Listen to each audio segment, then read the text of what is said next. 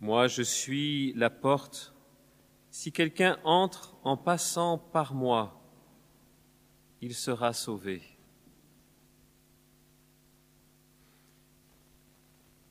Jamais dans l'Ancien Testament, le Dieu d'Israël ne s'est présenté comme étant la porte, alors qu'il s'est présenté comme étant le pasteur.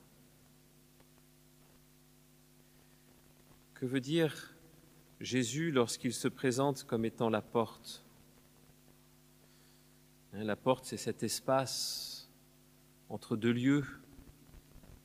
C'est cette transition qui permet de passer d'un lieu à un autre. Nous sommes donc invités à contempler Jésus comme un médiateur, quelqu'un qui fait passer d'un lieu à un autre. Alors, quels sont ces lieux?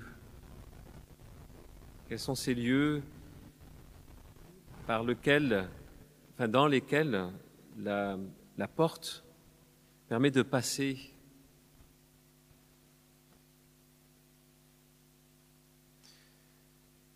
Jésus est la porte.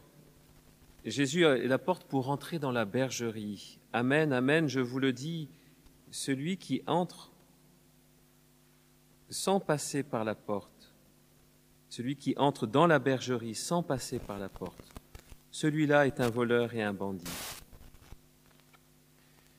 La bergerie, c'est le lieu où se trouvent les brebis, celles qui écoutent la voix. Jésus aussi nous dit, si quelqu'un entre en passant à travers moi, il sera sauvé. Donc, passer à travers Jésus, c'est entrer dans le salut, entrer dans la bergerie, le lieu où les brebis écoutent la voix du Seigneur.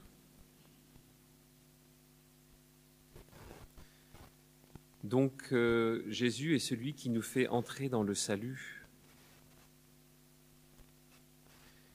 Jésus a cette expression assez étonnante.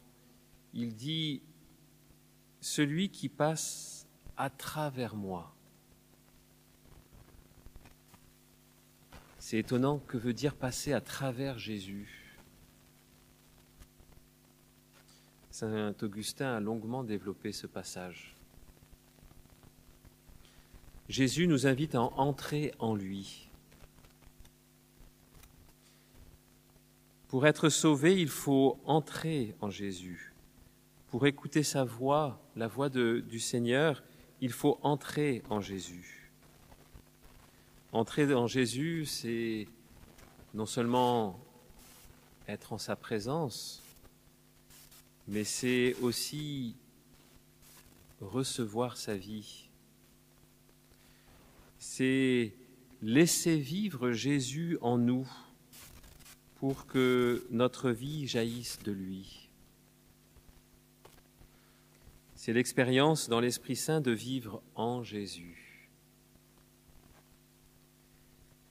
Pour que Jésus soit au plus profond de notre cœur, comme sa lumière, sa douce lumière, sa lumière vivifiante. Pour que Jésus soit la source de toutes nos actions.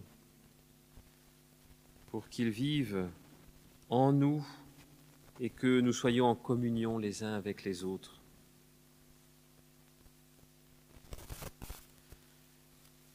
Alors Jésus est celui en qui nous entrons, et lorsque nous sommes entrés, eh bien, nous sommes dans la bergerie des brebis qui écoutent sa voix. Ces brebis qui écoutent sa voix. Tout pasteur qui va vers les brebis doit passer par Jésus. S'il n'entre pas en Jésus, les brebis n'entendront pas la voix du seul bon pasteur. Ça veut dire que ces brebis connaissent la voix de Jésus. Ces brebis ont une connaissance mystérieuse de la voix de Jésus. Connaître la voix de Jésus. Le mot connaître vient du mot naître, avec. Naître avec, c'est-à-dire vivre de l'intérieur. Cette voix, elle est en fait déjà dans la brebis. Et lorsqu'elle l'entend à l'extérieur, elle la reconnaît. Elle sait que c'est lui parce qu'elle le connaît intérieurement. Cette brebis est en fait habitée par le Seigneur et donc elle sait reconnaître quand une voix n'est pas celle du Seigneur.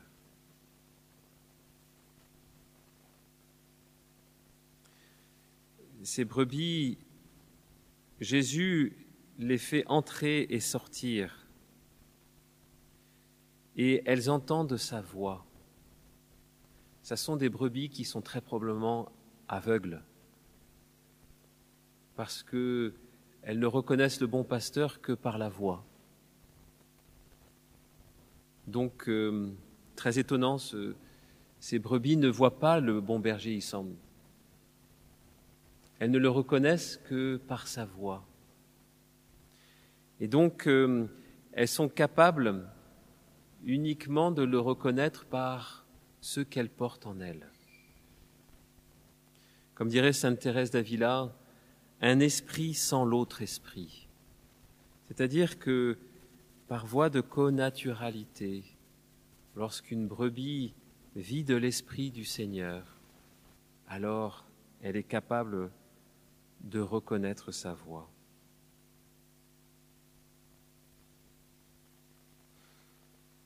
Ces brebis, le bon pasteur les appelle chacune par son nom. Il les fait sortir. Quand il a conduit dehors toutes ces brebis, il marche à leur tête et elles le suivent. Celui qui est le bon pasteur, qui guide ses brebis par sa voix, la première chose qu'il fait, c'est faire sortir ses brebis. Et la traduction, la nouvelle traduction est intéressante. Et alors, je n'arrive pas à le retrouver. Quand il a poussé dehors toutes les siennes, c'est pas simplement les faire sortir, c'est les pousser dehors. Le mot grec, c'est ekbalein. C'est le même mot que de faire sortir un démon, faire sortir, expulser. Le bon pasteur va faire expulser les brebis de dehors, la bergerie. Étonnant que Jésus utilise ce terme. On reconnaît l'esprit du pape François qui nous dit que le disciple missionnaire doit être en sortie. Il doit sortir. On va dire, même Jésus le fait sortir parfois à coups de pied. L'expulse de la bergerie parce que la brebis peut-être est trop à l'aise dans sa bergerie. Mais le bon berger fait sortir sa brebis en connaissant son nom. Et Jésus insiste là-dessus. avant de la faire sortir, il les appelle chacune par son nom. Il ne les envoie pas dehors sans que la brebis sache que son nom est dans le cœur du bon berger. Et donc la brebis sort avec cette paix du cœur. Il me connaît par mon nom. Cette paix du cœur qui est la source à partir de laquelle toute sortie vers le monde, toute sortie vers les autres se fait. Le livre des Proverbes nous dit plus que sur toute chose, veille sur ton cœur. C'est de lui que jaillissent les sources de la vie. Et saint Séraphin de Sarov dira, si tu gardes la paix du cœur, beaucoup autour de toi trouveront la paix. Cette brebis, elle sort avec la paix parce que son nom est dans le cœur du bon berger. Et elle entend sa voix, elle le suit.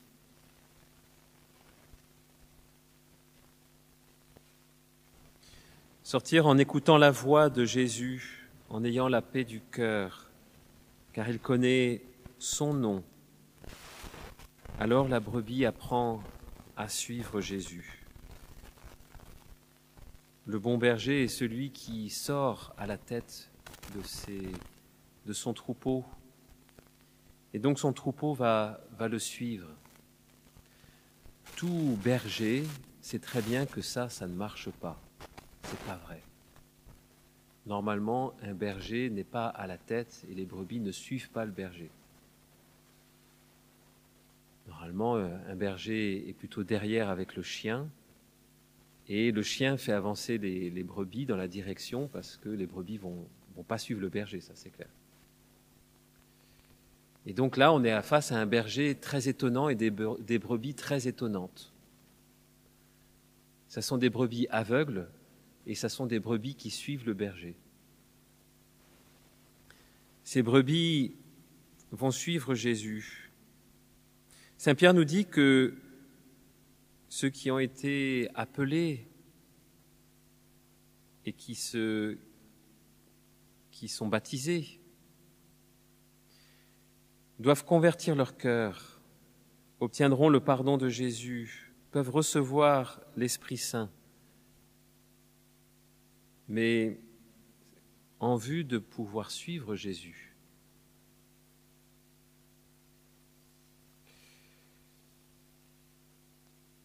Il vous a laissé son exemple afin que vous suiviez ses traces.